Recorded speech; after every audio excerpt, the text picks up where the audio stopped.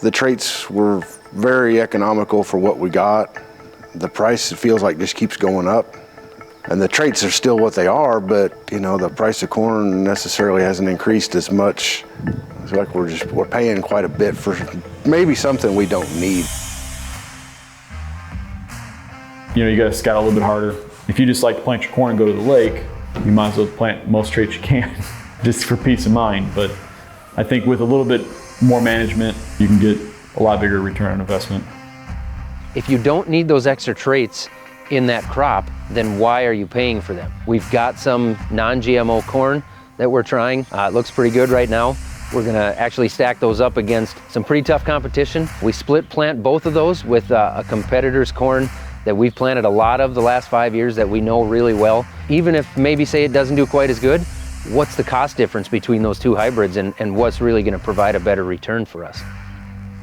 Your return on investment using a conventional corn is really good regardless of whether the commodity price is low or high. You have a great opportunity to make money because you're only using control measures when they're necessary, not just paying for them ahead of time in case it happens. All we have to do is pay attention to proper application timing, proper pest monitoring, and making sure we're doing the right things at the right time.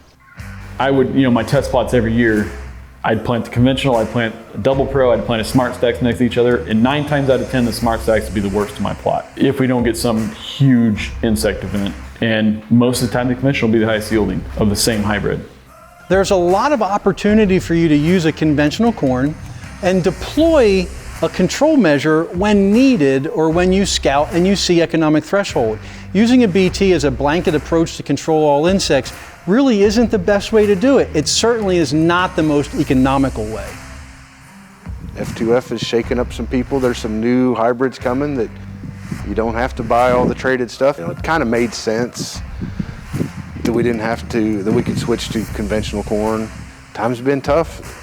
Every dollar here and there helps. That maybe that was a good place to put some management back into it. Told everyone we were planting this conventional corn, they're like, what are you doing, all this kind of stuff. I'm like, hey, price, man. The seed that we planted last year, this year, it was about, after I crunched all the numbers, it was about $70,000. It's real money. I mean, it's $70,000 that we could spend it on something else. On average, we're probably saving about 40% on our seed cost. Versus the straight Roundup, we're probably saving 15 to 20% seed cost on those acres. Versus a Smart Stack hybrid, a conventional from FBN will save you 65% of your seed cost per acre. We're really excited to bring you F2F Genetics from Farmers Business Network. These aren't your dad's conventional hybrids. These are really top-notch genetics brought to you working on your farm.